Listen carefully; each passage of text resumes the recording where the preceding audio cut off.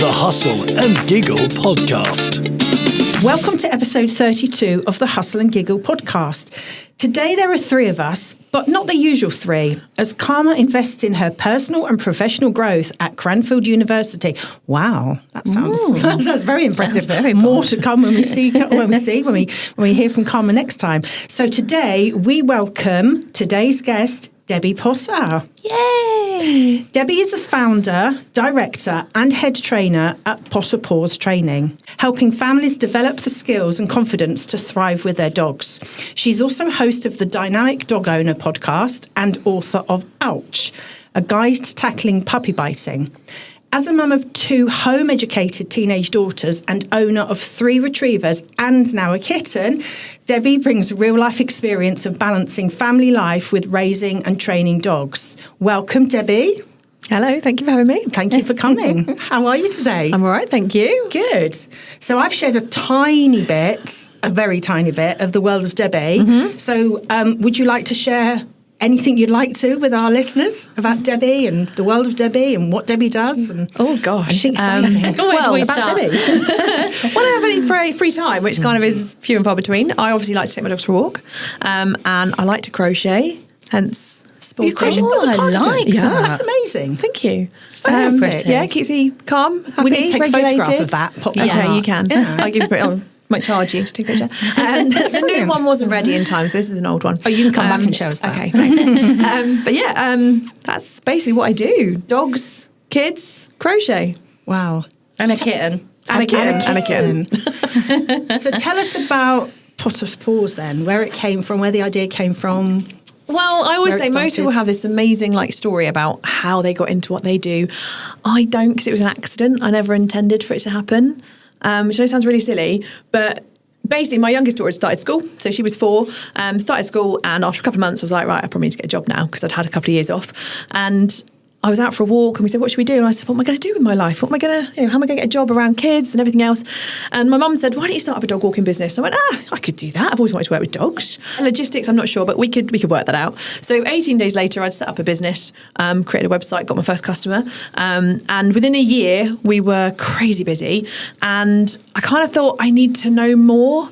There's more to dogs that I need to know to do this and do it well. So I booked myself a course, which I didn't realise was a course to teach people how to train people to train their own dogs. I thought I was going to teach myself handling skills. So I took my tiny puppy with me. I had a 10-week-old puppy at the time. He came away with me for 4 days. And on the first day I turned up and went, you mean I've got to teach people? It may not come across it these days, but I'm actually quite a self-conscious person and I don't like talking in front of people, and I find it a bit awkward. So I was like, in the few hours I've got to stand up and talk to everyone and teach them. I don't even know what I'm doing. But by day 4, I was like, God, I love it. And I said to the guy at the end, I was like, do you think I could do this? And he said, I think you'd be really good at it. And that's where the story lies, basically. I then That's amazing. did what I do, and it's grown, and now we're who we are. And so what year then how long have you been trading as a? So that was in 2015. Oh, okay. So yeah, we're in our 11th year. Oh, Yeah. But yeah, it was never planned. It's all just kind of come and happened, and we go with the flow. You're obviously a very focused driver individual though, because the fact that within however many days did you say you'd had the conversation with your mum, and then you'd started the business, website was set up, and you'd got one customer. Yeah. So actually, mentally, you're obviously quite a focused, driven If I say I'm person. going to do something, it gets done. Yeah. And I want it done now. Yeah. So, I can yeah. see that. Wow. oh, that's amazing. I'm 11 years old this year, so We can share happy birthdays. birthday to us. Yeah, what month did you start, just out of curiosity? Do you remember? January. You're a little bit older, so I was April. And then, so you left the course, then what happened? So then I went on, did more studies, learnt more, did more courses, learnt as much information as I could, and started transitioning from not just walking, but adding some training into it. I didn't want to do too much until I had a proper piece of paper that said I knew what I was doing. And then that came along, and we were doing really well, obviously doing classes, etc. And then COVID happened. And most people obviously talk about COVID as being like a really negative thing. For us, it was probably the thing that drove our business forward the most, because most dog trainers went, well, we can't train dogs. We said, yes, we can. And we turned everything onto Zoom. So all of our classes, all of our training happened online. And obviously there was a massive puppy boom in COVID, wasn't there? Yeah. Everyone just had a dog. stop there a minute then. So how do you train? How do you...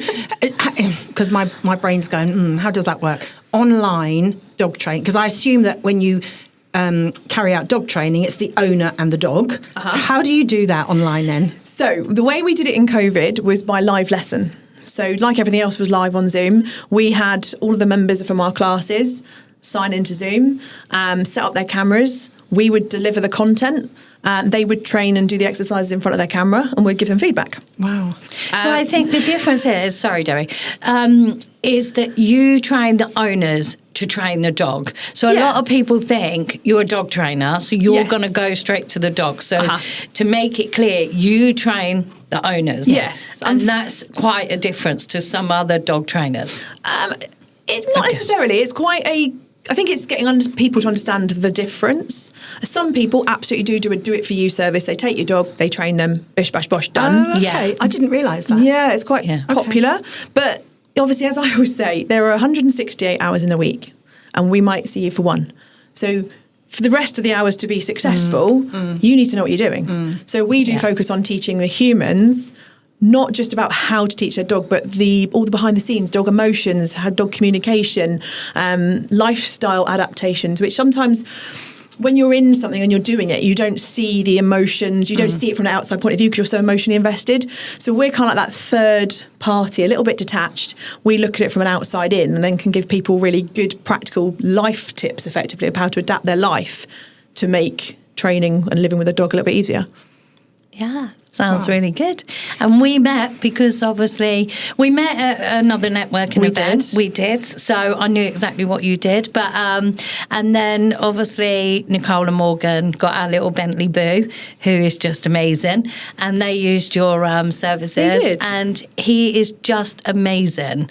And how they've now taught Bentley and all the tricks and everything else he does was all from the basis of being in your groups and everything else. So I take my hat off to you. I've been there and I did visit, didn't I? You did. You were very good at fragility. You did funny. a good job. I was like, come on, Bentley, don't show me up now. I think I might have added a couple of extra cheats for you to make you look the best. You did. Yeah. Appreciate that.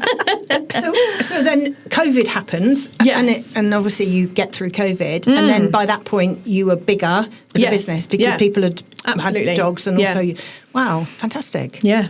Wow. And now, obviously, virtual training nowadays looks a little bit different because I think everybody come the end of COVID was like, I never want to go on Zoom in my life again. Yeah. So now our virtual coaching looks different. Oh, so you do that we still? do still, do so we can train anybody wherever they live. They never have to meet me. So you could be anywhere. Yeah. A friend of mine who lives in Cornwall got a puppy, helped her train him because we now have pre-recorded videos.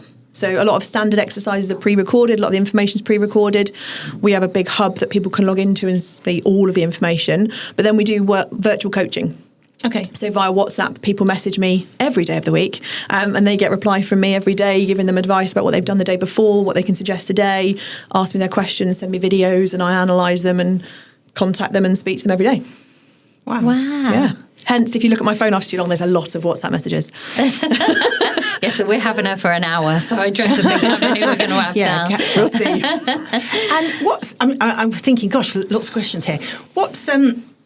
Is there a common theme in terms of the majority of people that ask you questions? Is there something that, like, what's the most common thing that people either ask you or need help with or get wrong as dog owners? What is it? The most common topic is reactivity. Okay. So dogs barking, lunging at other dogs, at people, at birds, at whatever. Okay. So having reactions to the world. Right.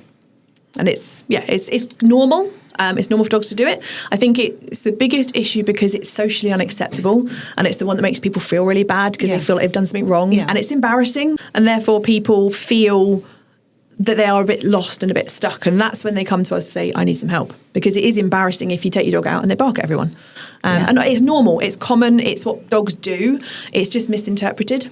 A lot of people think, oh, my dog's aggressive, when 99.9% of the time they're not aggressive, they're just emotional, misunderstood, teenagers, and there's a lot of emotions that cause it, but it looks the same if you don't know what you're looking at. So that tends to be the most common complaint people come to us for. And then I was thinking, sorry, another question. No, crack on. I was thinking over lunch, and we had lunch, we were talking about how the world has changed, and we were talking about people who go out to work and the attitude. And I was thinking, has dog training changed or coaching? Has it changed? Yeah, definitely. In what way? So dog training used to be, if you look at any of the famous trainers online 20, 30 years ago, it was about obedience. Right. Your dog behaving, doing as it's told always, and it was quite militant. You will behave regardless of how you're feeling or anything like that. It was always your dog just has to do as they're told.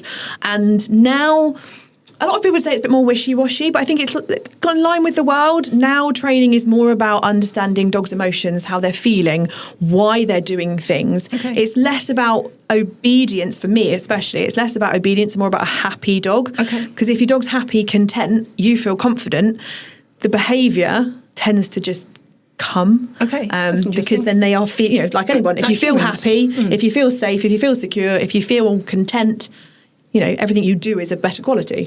So the same kind of goes with dogs. Interesting. Oh, love it. I mean, different things that you've said sort of brings me back to being a nanny now. Like little Ern, she'll cry and things, so you're embarrassed, aren't you? Yeah, of course, and like you say, with just the different feelings and stuff like that. If I'm anxious because I'm feeding her, I can tell she's unhappy. Yeah. So you have to move around. So it's quite weird how I'm thinking of that, but also seeing that it's the dog. And, I bet the worst is when someone goes, it's just a dog. Oh, Now I've had Bentley. I mean, I had dogs when I was like much, much younger, but a long time ago. But now I've seen Bentley. He's not just a dog. Oh, no, there's so much going on, And the amount of people that still say that, and until you've had a doggy, you just would never say that, would you? No, absolutely not. And they're all so individual. They've all got their individual quirks, their personalities. And you're right, it is so much like parenting, because effectively you are the caregiver for the dog, just like you would be for a child. And you get emotionally invested, you obviously love them. And there are so many similarities around feelings and feelings of inadequacy. How many parents would say to you, am I doing a good job? Am I doing the right thing? I feel like I'm failing my kids. And people come to us with exactly the same concerns, just relating to their dog. Love them. Interesting. And so tell us a little bit more. So moving on from dogs to your... Personal. To you. Moving from dogs to you. Debbie, who has no time, that seems to be able to do everything. Homeschooling your children. Wow. Tell us about that, just a little bit about that. And whatever you'd like to tell us about that. I'm an open book. I'm sure no one they know is going to listen that much. I won't embarrass them. Again, it was a result of COVID. So COVID happened. Obviously, kids went into homeschooling. And I saw my kids become happy again. Quite simply. I didn't realise how much school was affecting them and how much it affected their emotions. And they just became happy, relaxed, content children again. And I said, maybe this is the right thing for them. So my daughter was in year 6, so obviously she ended primary school effectively when COVID happened. And we'd already kind of said, she'll be eaten alive in secondary school. And we just said, right, she's not going to go. Coincided around that time that we realised both of them are neurodivergent, which in turn means clearly I'm neurodivergent too, which I'm embracing now. But it was just a revelation that this lifestyle, the traditional lifestyle, wasn't for them. And that's why we attempted to send my younger daughter back to school. It didn't work out. So they've been home educated now for 6 years. That's amazing. Wow. How did go on then? Talk to a day in the life of Debbie, because that sounds like a busy children. life, and we haven't probably covered all of it at all. We can go into a whole other topic, but basically homeschooling and home education are very different things. Okay. So homeschooling is when you attempt to recreate school at home, where you sit them down, you give them lessons, this is what you're going to learn today. Home education is different. You educate through life. So we don't have set formal things to do. Okay. They have a tutor who they see a few hours, a couple of times a day. Over the week, they see her about 3 or 4 times. But everything else is done through day-to-day learning, baking, cooking, maybe coming to work with me one day, what their interests are. So, if you want to find something out, let's go Google it. And it's amazing how it's very interest-led. So whatever they're interested in, naturally, they're more invested in. Whatever they're interested in is what they learn. And because they're interested in it, they want to learn more about it. Yeah. And it can change from week to week, from day to day, from morning to afternoon. We tend to have intense spells of doing a certain thing. But the freedom it gives is empowering, to be quite honest. We don't have to go, it's school holidays, let's do stuff, or let's only go on a weekend. We can go out in the week, and luckily, obviously, with my job, I can go, I'm having a day off. Yeah. So I can take a middle of the week off. We can go out and explore places. We can go to different things. We can go away when it's a little bit cheaper. That kind of, it has advantages. Not going to say it's easy, because obviously having your kids home 24/7 is not easy. And we've had to make family sacrifices in terms of work patterns. Obviously not as much, well, we do still now, but when they were very first taken out of school, they were quite young and they needed someone home with them. So, thankfully me and my husband have managed to adjust our work patterns, and my mum comes over one day a week. So between the three of us, there's always one of us available to do what they want, whether that be baking or can you take me here? But yeah, it sounds really daft, but most people, I think, go, kids. And you want that break. Don't get me wrong, I'd love a break. I'd love to have a day where I wake up, there's no one in the house.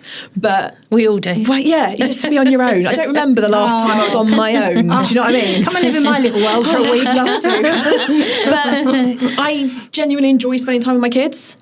Yeah, really I nice. do. I think. I don't want to say it too confidently, but I'm pretty sure they enjoy it. It back. Well, they must, as children, they must really.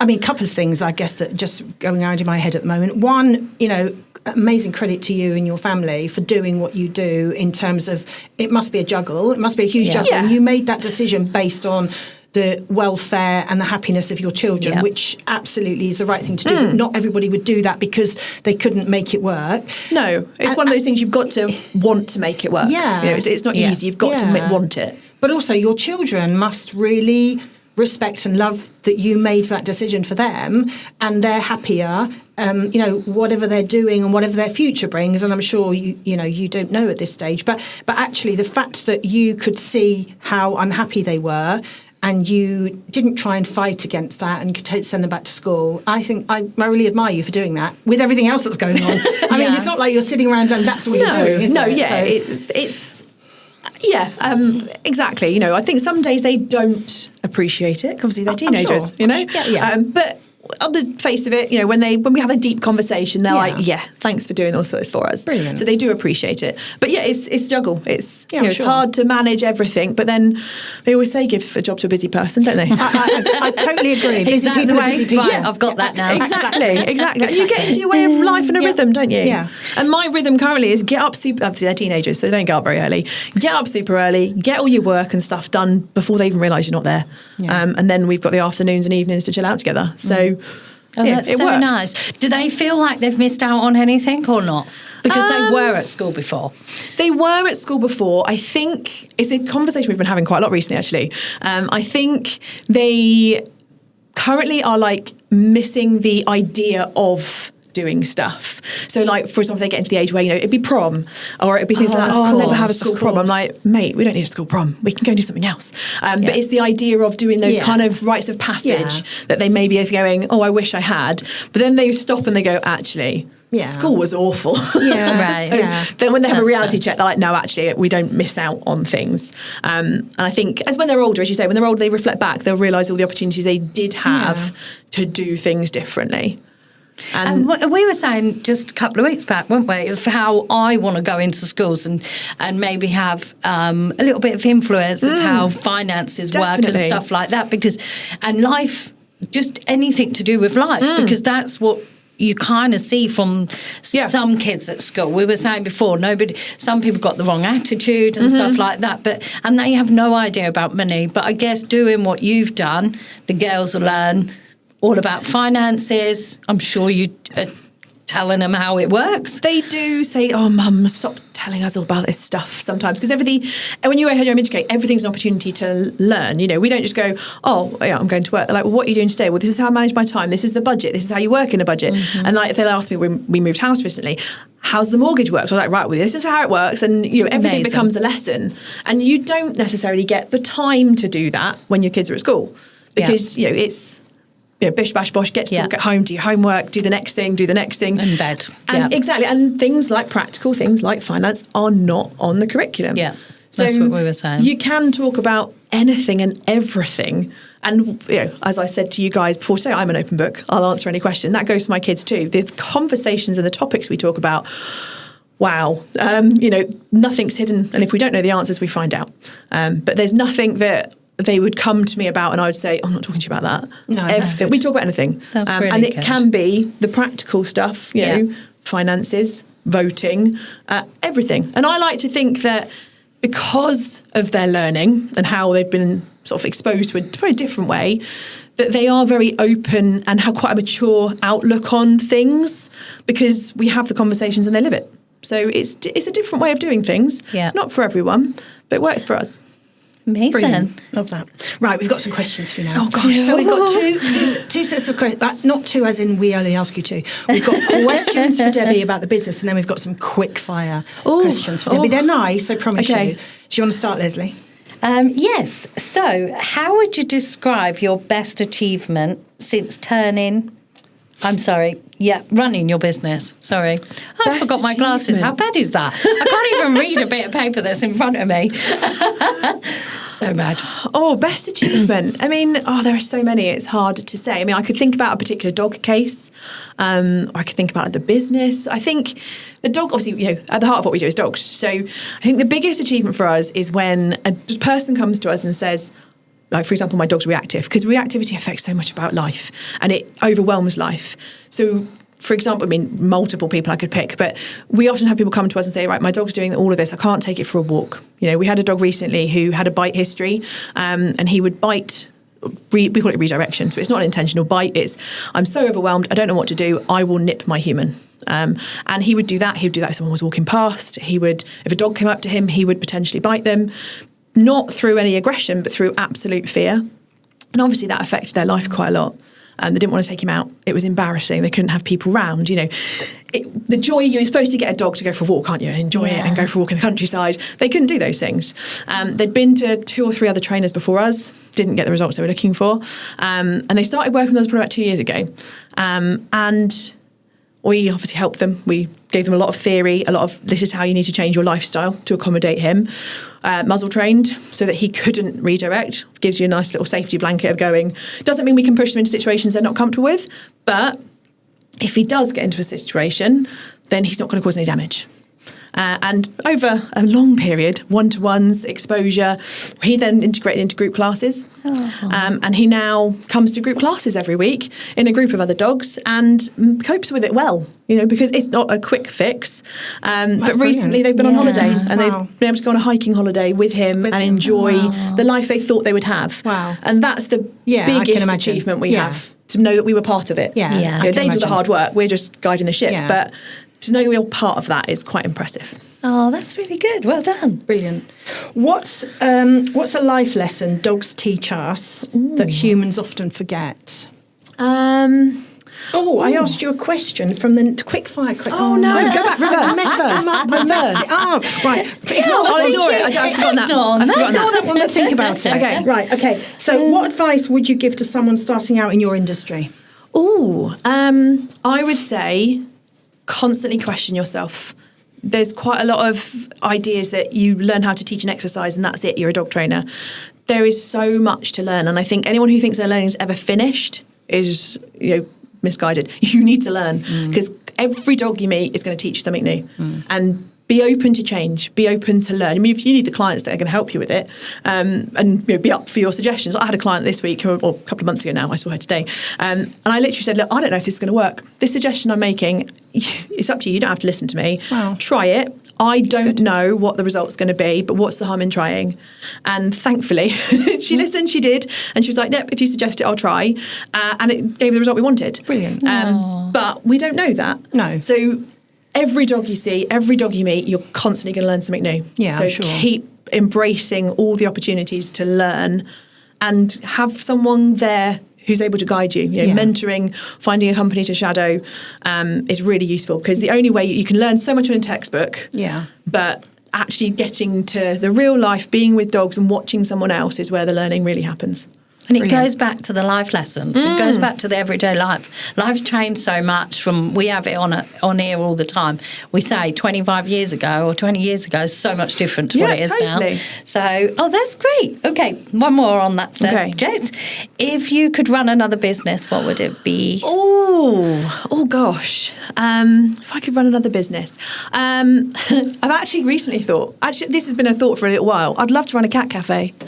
Really? Yeah, we don't have one locally. No. I'd love a cat cafe. And what about a lot of cat cafes in the last few years? Oh, really? And what about the dog cafes? Because obviously I have seen my Bentley Boo go to quite a few, and he loves it. But they're not. They're just cafes that you can take your dogs to. No. Whereas So they just let the dogs off. So right. they're There is actually such a for the thing as a dogs. dog Okay, sorry, apologies. I didn't realise that. The I didn't humans know. just stand over on the side. I mean, Bentley just goes and plays with all these different ones, but there's quite a few of them around, isn't there? It's a new thing. Yeah, Right. it's a very modern new thing that's popped up. I can't say that I would take my dogs to one. I think it really depends on the dog, whether your dog is comfortable in a setting like that, and it depends so much on the other dogs that are there. Yeah. Because obviously we don't speak dog. Yeah. And when dogs do speak, they often do it in a loud way that can look a lot more violent than it is. You know, there's a lot of teeth, there's a lot of noise. Yeah. And obviously if dogs aren't comfortable with that, if people who are there don't understand dogs, I think it could be a recipe for disaster. Yeah. Okay, I get it. But I mean, the if pictures. dogs enjoy it, it's Bentley all the time. I've seen the videos on Nicole's Instagram and stuff, and they're just brilliant. He's loving it. It's no different to you're school. Right. School's right for some kids, it wasn't right for mine. Good point. You know, a dog cafe for some dogs would be brilliant. For others, it wouldn't. So it's, as with anything, I always think, go into it with this could happen. Yeah. And is it right for you and your dog? Yeah. And you would know. And you should know. Yeah. So doing a cat cafe then? Yeah. I mean...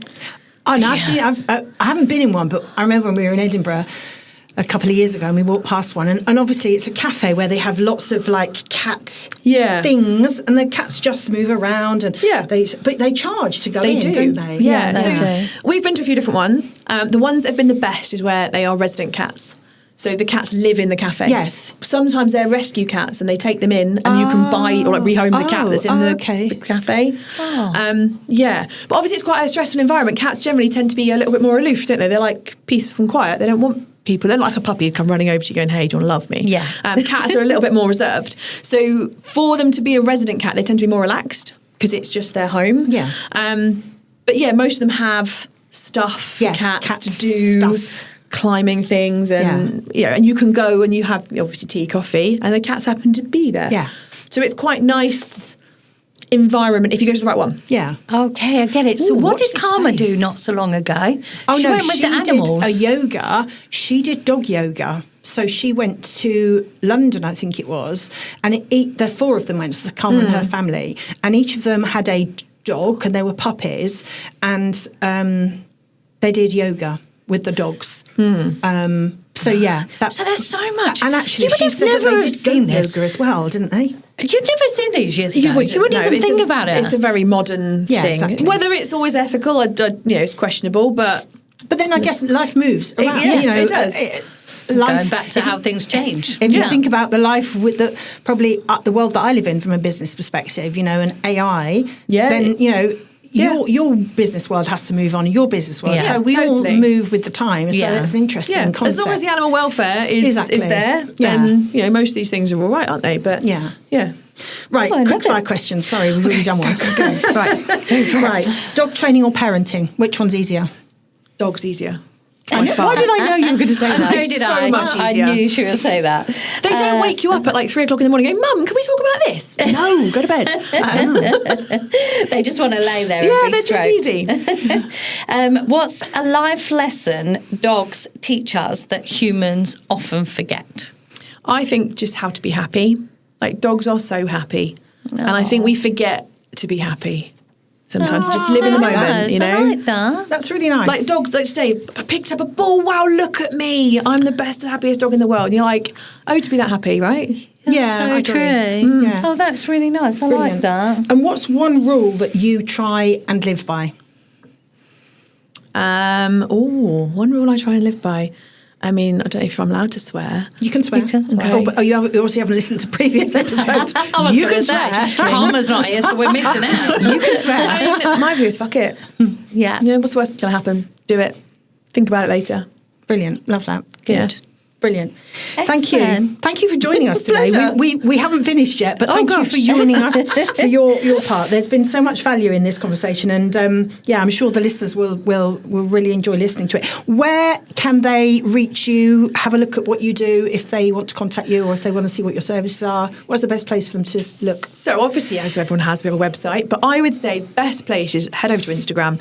We make lots of silly reels. You do look some great yeah, They're great. There's one of me dancing today. I mean, I'm not a dancer. Instagram's great because obviously you can see what we're about. Obviously, we have our own podcast too. So head over to there. You get, there's, I think we're on like 145 episodes, which is crazy. Wow. I don't know how I found That's that much to talk about. amazing. That's amazing. Obviously, there's a lot of information there to digest, but it's a good, again, place to find out who we are, what we do, our ethos and our thoughts and views and stuff. And then on all of our website bios, etc., we have for a free 15-minute call where people can book a call with us, have a chat, great. and find out a little bit more about how we can help them, quite simply. Brilliant. And Thank you. it's Potter Paws. potterpaws.co.uk. I'll tag you into our posts anyway. So that Fabulous. everyone will know you. So thank you. Brilliant. So moving on to our next part. So these are just our kind of standard questions that we tend to discuss, but we'd like to include you in them if we may. Exciting. Go for it. Our first one is what's our one win for this week, or for the last 2 weeks actually, since we last spoke, or maybe not a win, maybe something that's happened that we weren't expecting. So just a nice conversation around what's happened in the last couple of weeks then, really. So I don't mind going first. Go for it. So I've spent, by the time this goes out, actually I won't be on my own, but I've spent the last week alone, home alone, so completely, which sometimes is nice. It's interesting what you said. Jealous. It's interesting what you said, and sometimes isn't nice. It's a bit lonely, if I'm honest. But I'm determined, and I have done it. So I gave myself a goal that for the whole of June, I will do a piece of exercise every day. So that includes either swimming, aqua, or walking. And we are today on the 11th of June, and so far so good, even after getting absolutely saturated last night on a walk. I've never been so wet in my whole life. I literally was dripping by the time I got back to the house. So that's my win for the last couple of weeks. Well and done, it's going to you. continue, obviously. It's got to continue till the 30th of June. So That's amazing. That's my win. A third in. So well done. good. What about you, Leslie? What have I been doing? Do you know what? I've actually been more relaxed in the last couple of weeks, if I'm honest. Truth hit that, I had a couple of funerals, as I mentioned before. So, yeah, do you know what? I have sort of I've not been like 100 miles an hour. I've probably been about 75 miles an hour. But I'm trying to take time out. Saturday night, honestly, I was there and I was thinking, do you go down the pub with Kev or do I do anything? I went swimming, 7 o'clock Saturday evening. I mean, I love that. My Saturday night, I'm realistically like, every week is like, it's Saturday, we're going out or we're having friends around. But no, I take myself swimming and I actually really enjoyed it. And this guy looked at me and he went, "Oh, you all right?" I was like, "Yeah, thanks." He goes, "You're so happy." It's probably quite a good date place. Isn't it? Saturday night, 7 o'clock in the gym. Yeah, and I was like, Leslie, hello. So I was like, and he's like, "You're happy," and I'm like, actually, I did feel really happy, just swimming by myself. And then I went home and had a big, massive pile of ironing to do, but we won't talk about that. I was going to say, I like the swimming. I don't like the ironing. I don't like the ironing. Bloody hell. But other than that, yeah. business picked up a few deals, which is great considering it's been so quiet. But helped a couple of people out, and one of them, bless him, he sent me a bouquet of flowers. Oh, nice. So actually, it was on Saturday. So when I got home from the gym on Saturday, swimming from Saturday, that man sent those flowers. I saw these beautiful flowers and thought, wow. So that was really nice. Lovely. I got a lovely little message to say that I'd helped him. That's really nice. Yeah, I appreciate that. So that's lovely. Yeah. What about Good you, times. Debbie? Oh gosh, it's hard to think about things, isn't it? You forget. Yeah, but actually thinking about this, been quite a few good things. I suppose biggest thing for me in the last couple of weeks is integrating our kitten into the new house. No, the kitten and the dogs get on, which I'm amazed by, and that's been a massive win because I thought it would take months and it took 3 weeks, so I'm really chuffed. And I actually like cats, which is always good. Didn't know that. You do now. I do now. And for me, I suppose this sounds really pathetic. Grass. My grass. I've planted new grass seed in my garden and it's all grown. Amazing. And it looks beautiful. Thanks and to I've the rain, probably. I know, the rain's been helping. I've been watering it every single day. But it looks beautiful. And I'm like so chuffed with my lawn. Oh, that's nice. Do you know what? Happy life. It's tiny things like that sometimes in life, though, isn't it? That actually do make you think, wow, this is great. Yeah. And actually, the fact that you did it. And the fact Exactly. that actually, however many weeks ago, that grass didn't exist and you've nurtured it and you've looked after it and whoa, here it is. And my courgettes are growing and I've got carrots sprouting up. I'm like, loving it. Oh, her and Karma need to get, you with these vegetables and everything. I still think everything would die. So, Well, I'm not saying everything's lived, but a lot of things have. What about recommendations? So, Debbie, we like to recommend at least one thing. You can recommend more if you like to our listeners, and we tag that company in. And very often they repost it for us as well, which is nice. Nice. They generally they always say thank you. So, any recommendations, Leslie? I'll go to you first. Yeah, so Laura and Michael are moving soon, and they were tidying out some bits the other day, and Laura, bless her, had bought Michael this watch, and she'd had it in the cupboard for ages, and she just said to me, Mum, I've got this watch, and I tried to get this battery changed by a well-known company that she used, and it just stopped working fully. So I thought, well, do you know what? I'll take it into Jordan's, the jewellers. Honestly, I know what you're going to say. I went in. They're the most. I had baby with us, me and Kev and baby. We were nanny and granddad day, and I took it in. They were just so nice. I know, right? They are amazing. I dread to think how much Laura bought for this other battery. She couldn't actually remember, but the ticket was in there, but it didn't have a price. But I went in. And the lady was so friendly, beautiful. She was so nice. And she's had a look at it and everything. And she said, oh, God, how old is it? Could you not send it back and everything? And I explained the story. And Jordan himself was there, but he was serving someone. And he went straight on it after serving someone. Put the battery in, bango. And you know what? I said, oh, how much is that? And I was thinking, oh, God, I've walked in off the street. It's going to be expensive. £3.75. Oh, wow. I was like, I literally had, I could have given him more, but, I put a £5 and just went, do you know what? The watch is quite an expensive watch. She'd never even used it. So friendly. So I hope, because I did tell him we do a podcast, but we'll tag him in as well. But I just thought the service from them was beautiful. Do you know what? I absolutely agree. A very similar situation with a couple of watches we've taken in there. But any time I've ever taken stuff in there, we had a situation, I can't even remember, but basically, I think Jack had got a watch that I'd taken somewhere and they said it wasn't fixable or you're going to have to spend a lot of money. Took it in there, changed the battery, it worked again. But we've had a couple of, bracelets on watches and things, on straps that have had to be changed. So good. Their service is amazing, actually. Yeah, because really he could have sent it off, cost me a fortune, and actually never really wanted to do anything with it. No, but I agree. They're now brilliant. I'll just tell the world about them if anything jewellery-wise, like you say. Yeah, they're really, really good. But so friendly as well, which is so important nowadays. Yeah. They're such miserable people. I don't know why people do their jobs sometimes. Yeah, no, I agree with you. I'm thinking, why are you in a job like this if you don't like it, But no, lovely. So Brilliant. Definitely recommend Debbie, them. any recommendations? Oh, I'm trying to think where I've been and what I've done recently with people. I suppose in my line of work, biggest recommendations go obviously to places that support what we do. So a couple of really good places we go to with our training who are really accommodating. Like they welcome us. They don't mind us sitting and doing training sessions. We obviously always buy something. But a lot of dogs struggle with sitting in cafes.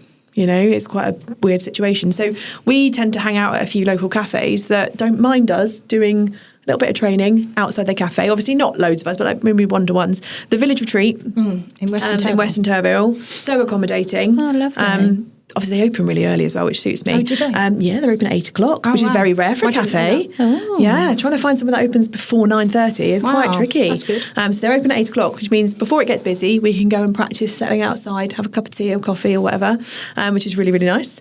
And then another place that we frequent quite a lot is the Russell Arms in Butler's Cross, the pub. Okay. And again, they're really accommodating. Wow. They'll happily let us run sessions, or not necessarily run sessions, but take clients to the garden, practice. And they are really happy and relaxed with us taking dogs there, which is really nice. That's nice. That's good to know. Like Good it. to know.